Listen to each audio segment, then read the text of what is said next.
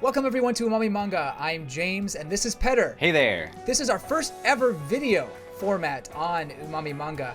And today we are celebrating our 100th episode of the podcast, kind of collective of our tea time stuff and then the Umami Manga as well. It's kind of hard to believe that back in July, we celebrated 100th episodes. Like, that's insane to me. Yeah, and I think that was like pretty much exactly 3 years after we started Titan Tea Time, which obviously was about a year and a half before we started Umami Manga, but still, in total, 100 episodes was what we reached then.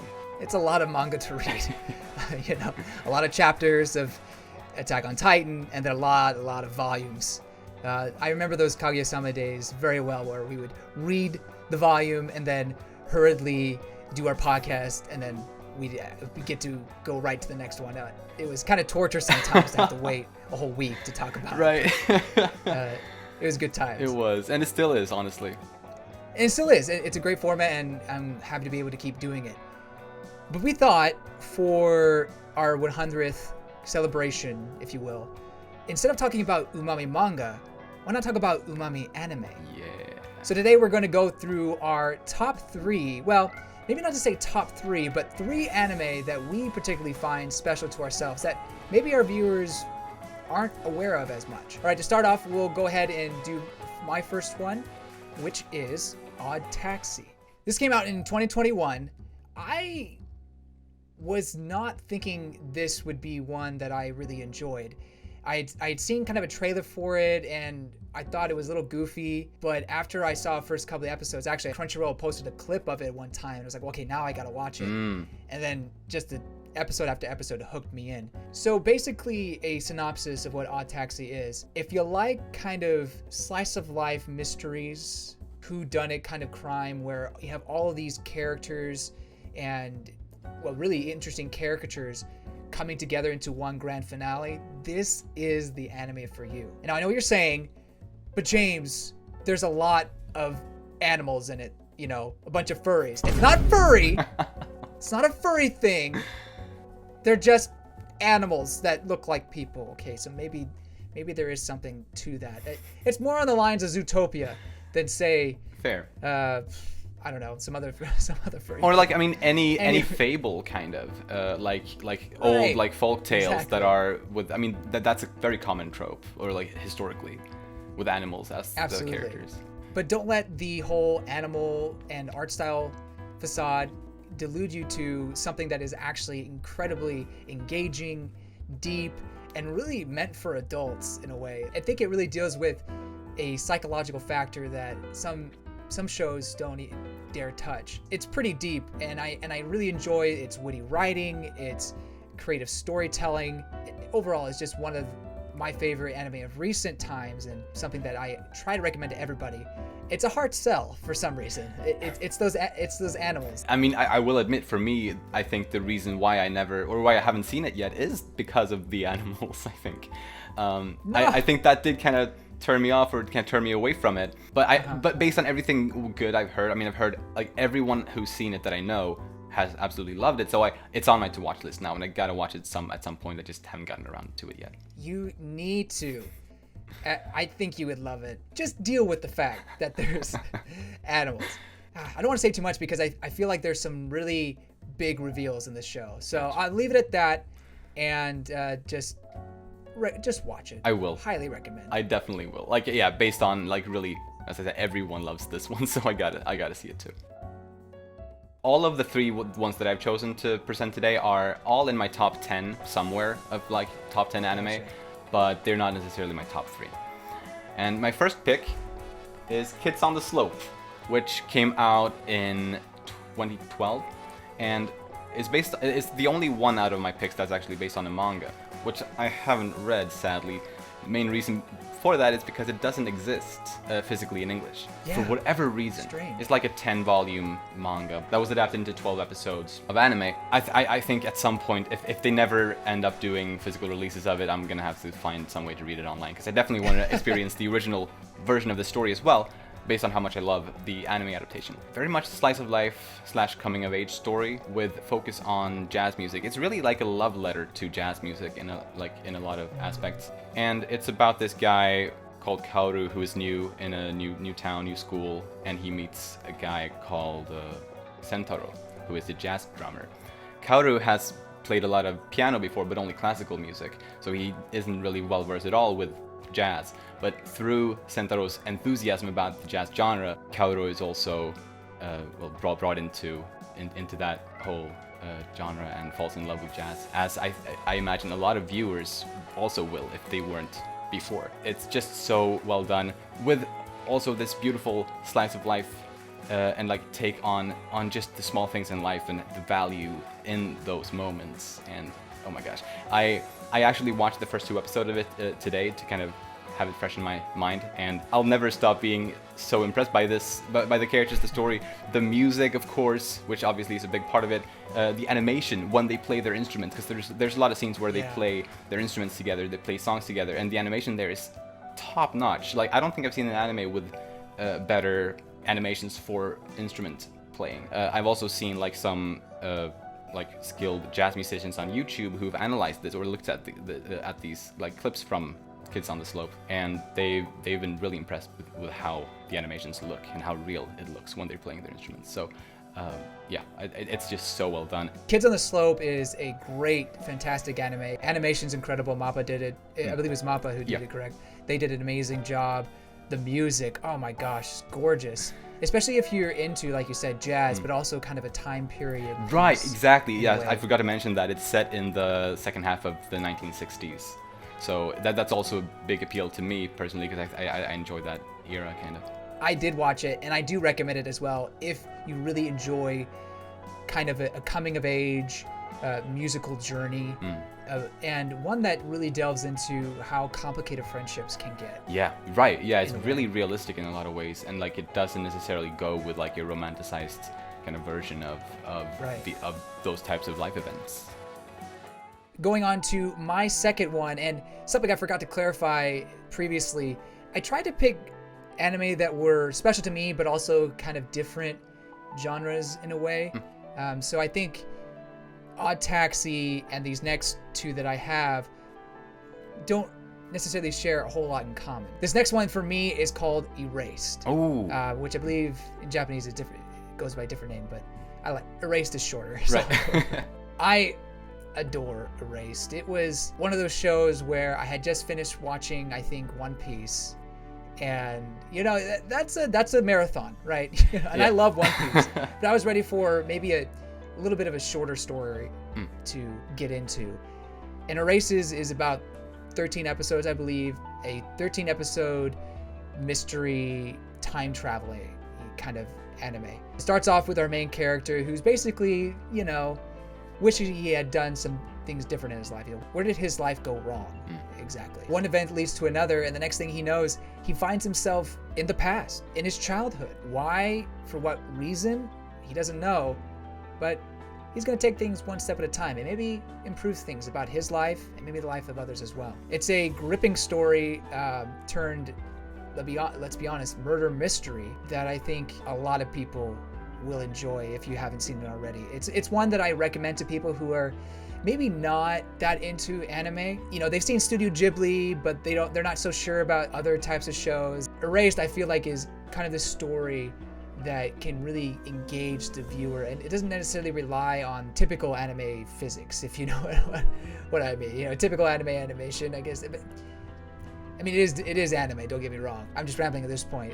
Special anime, highly recommend, especially if you like time travel thrillers. Yeah, like thriller, like I'd say that's like the most prominent genre for this story. Even though obviously, there are also some of these supernatural kind of time travel things, but yeah, the thriller aspect of it is done so well. Like it's so exciting and kind of scary sometimes when you, because I have seen it too, and I think it's a great pick. Very strong and like short and sweet story. Like it's told really like efficiently and very, very well told.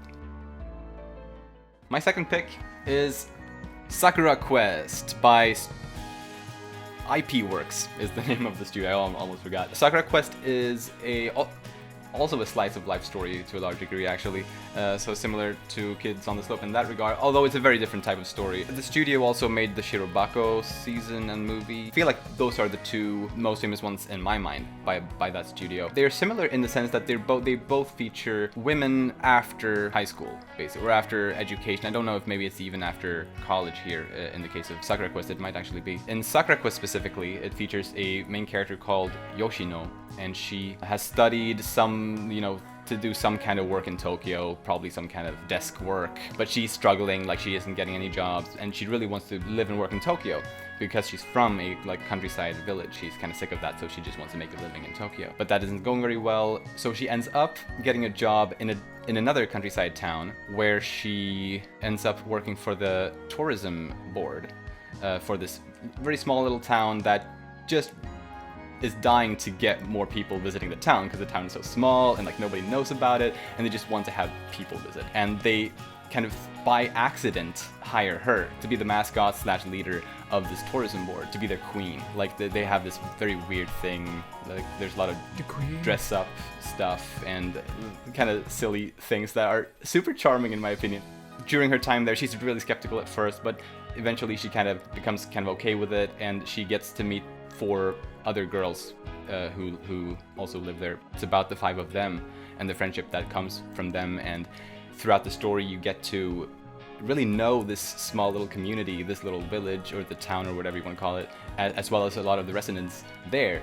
It's a 25 episode series, so throughout those episodes you really get to know the place, and it feels like you live there almost. They really nail that aspect so well. Even some small characters you didn't expect would become relevant, and it just does the job super well at selling you this place and the people living there. It's super sweet and cute, and it's probably the most moe pick out of my 3 here today, but yeah, it's very dear to me. I haven't seen it yet, but I do want to see it, so thank you for that recommendation. Yes. And I will definitely get it. I didn't realize it was 25 episodes. That's pretty meaty. Yeah, but it never comparatively speaking, feels like it drags on or like it's slow or anything. I feel like there's constantly stuff happening, and you get to know the place better and better, and it's just a joy, a pleasure, in my opinion. For my last pick, oh boy, this one is very special to me. It just really kind of changed the way I view comedic anime, really. Everything tries to stand up to this comedy for me, and that is Konosuba. Konosuba is not, an underrated gem by any stretch of the imagination, I don't think. I mean, it's highly ranked on my anime list. If you're an anime lover, you've probably seen Konosuba. But to those few who haven't given it a shot, what are you doing? Yeah, what are you doing? Go see it now. It is so funny. Imagine just taking all those isekai tropes that have been prevalent throughout the years, anime, light novels and whatnot, taking all those and just kind of flipping it on its head. That's what Konosuba does. Not in a absolutely bonkers way, but it's kind of clever in how it takes those stereotypes and just makes fun of them in a way. So we have our main character who gets isekai'd in one of the stupidest ways possible, and then the god who brings him there, or the goddess I should say, gives him a wish, and he finds a loophole in that and says, I'm gonna choose you. And he takes the goddess with him to this isekai world. Well, little does he know, that goddess is probably the most useless goddess you could ever pick. Some chaos, some just hilarious moments, and so many memes and gifs that come from Konosuba. It's amazing. And my favorite character, well, it's probably not my, she's probably not my, I don't know, it's hard to say. She's definitely my favorite character in Konosuba, but is she my favorite character in all of anime? Oh, it's hard to say. But that'd be Megumin. As you can see, I have a figurine of her right here. Yay. Wait.